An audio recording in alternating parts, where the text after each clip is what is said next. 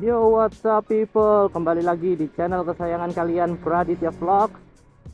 So, hari ini teman-teman, aku pengen bahas lanjutan soal video yang kemarin. Di video yang kemarin, kita ngebahas soal persiapan dan apa saja sih yang perlu dilakukan terlebih dahulu sebelum kalian bekerja ke luar negeri. Nah, di video ini, aku pengen ngebahas tentang tantangan-tantangan atau perintangan-perintangan yang biasanya dihadapi oleh para pekerja Indonesia yang baru pertama kali kerja di luar negeri. So, ikuti terus videonya dari awal sampai akhir. Kita langsung aja ke videonya. Jadi, tantangan pertama yang biasanya dihadapi oleh teman-teman yang baru pertama kali kerja ke luar negeri itu sebenarnya sangat mendasar. Kalian tahu apa?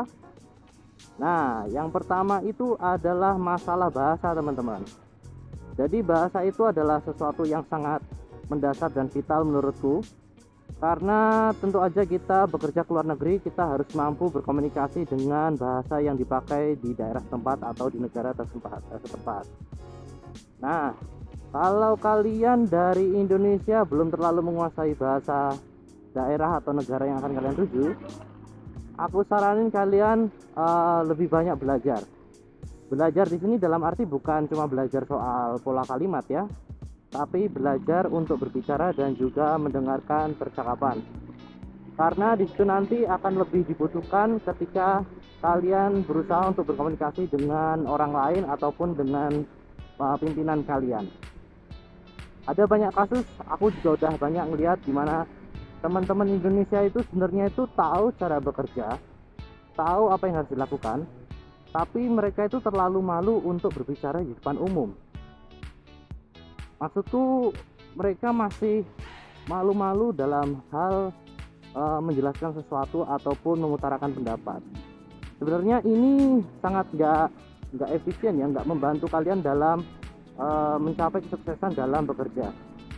Karena dibutuhkan skill komunikasi yang baik dan juga pemahaman bahasa supaya kalian dapat bekerja dengan baik.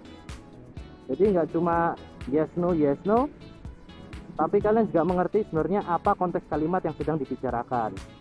Supaya kalian juga tertolong ketika bekerja, kalian itu paham sepenuhnya tentang instruksi yang diberikan ataupun hal-hal detail yang perlu kalian perhatikan.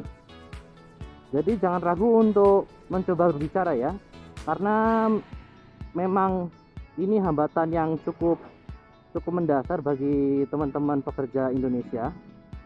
Dan aku tahu semuanya belajar dari nol, karena memang sebagai contoh bahasa Inggris itu memang bukan bahasa yang kita gunakan sehari-hari. Tapi alangkah baiknya kalau kalian belajar ataupun mencari teman yang menggunakan bahasa Inggris sebagai percakapan sehari-hari. Ini nanti bisa kalian dapatkan lewat Facebook atau Instagram ataupun lewat aplikasi, bisa kalian dapatkan. Jadi manfaatkan teknologi dan juga sarana komunikasi sosial media untuk kalian belajar, teman-teman. Jangan berhenti tengah jalan ataupun jangan menjadi orang yang pasif ketika kalian bekerja di luar negeri. Dalam arti kalian mengerti apa yang dibicarakan, tetapi kalian tidak bisa berbicara ataupun tidak bisa berpendapat pada saat itu. Karena itu nanti akan mempengaruhi kinerja kalian juga. Dan ini berhubungan juga dengan halangan yang kedua, yaitu persaingan yang ketat. Persaingan yang ketat ini yang aku maksud adalah kalian nanti akan bertemu orang-orang dari seluruh dunia. Mungkin dengan background dan juga pribadi yang berbeda-beda juga. Kalau aku boleh kasih contoh nih, orang Indonesia itu sebenarnya kan memang bisa bekerja dengan baik, tekatan, banyak belajar, dan juga bisa adaptasi secepat mungkin dengan lingkungan kerja. Tapi karena bahasa, kita sering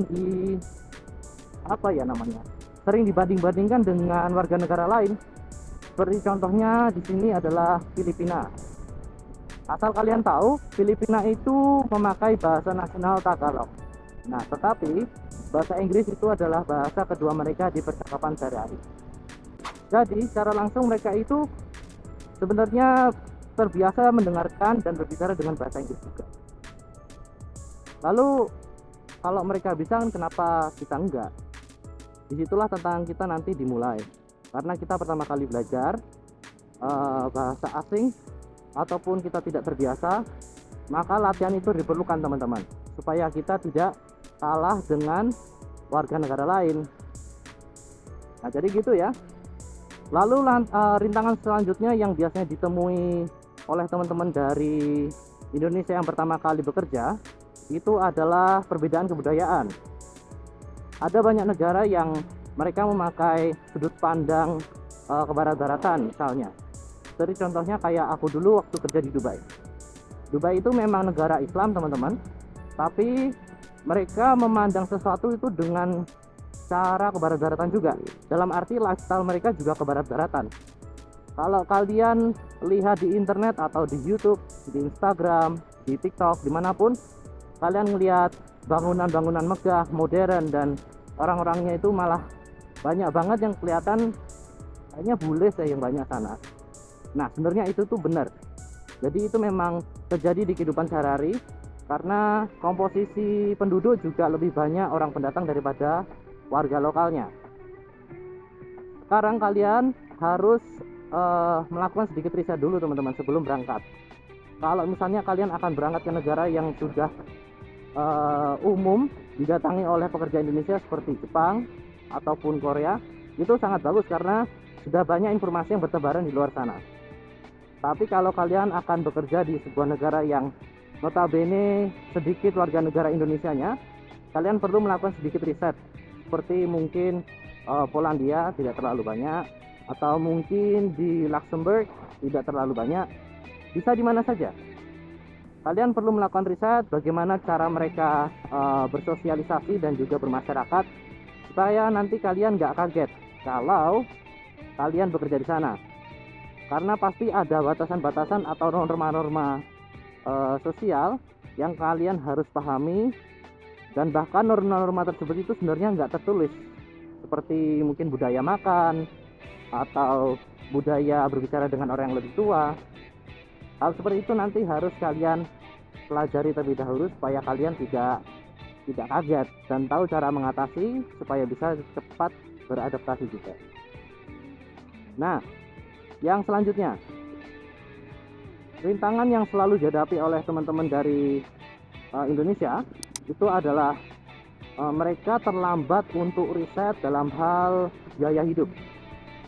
Seperti yang kita tahu, tidak semua perusahaan ya dari luar negeri yang menerima pekerja dari Indonesia itu memberikan ibaratnya itu pinjaman di awal untuk uang saku. Kalau kalian berencana membawa uang saku kalian sendiri, sebaiknya kalian juga melakukan sedikit riset dulu teman-teman. Juga melihat gimana sih atau berapa sih standar hidup di sana. Dengan uang berapa kalian bisa bertahan selama 1 atau 2 bulan ke depan di sana, sembari menunggu gaji pertama kalian datang.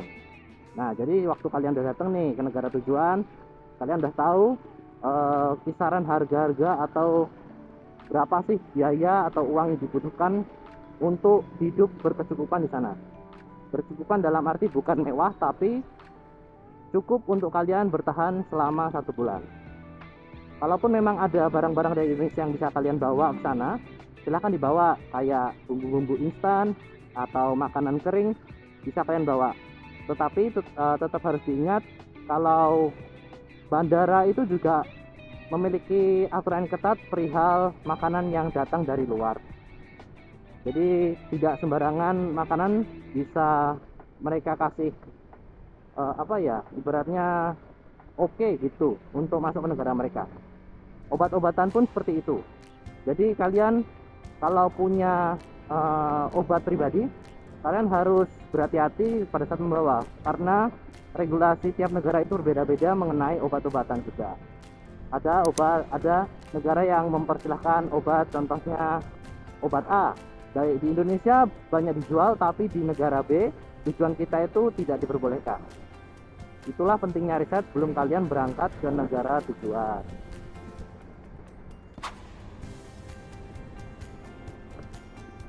Nah, halangan selanjutnya yang biasanya dihadapi oleh teman-teman dari Indonesia itu adalah sebenarnya hal yang bisa kita selesaikan dengan cepat ya, yaitu mencari komunitas atau bergabung dengan sebuah komunitas di negara tersebut.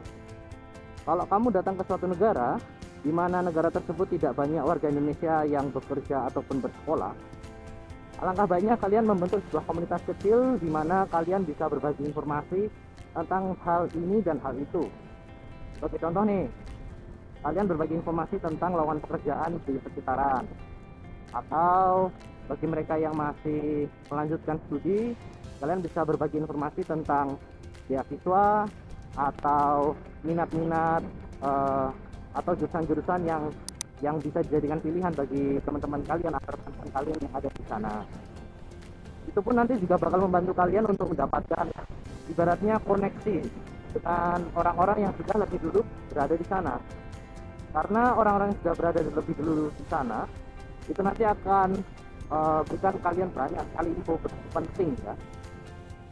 Bagi kalian yang baru pertama kali, komunitas itu sangat penting. Jadi tolong jangan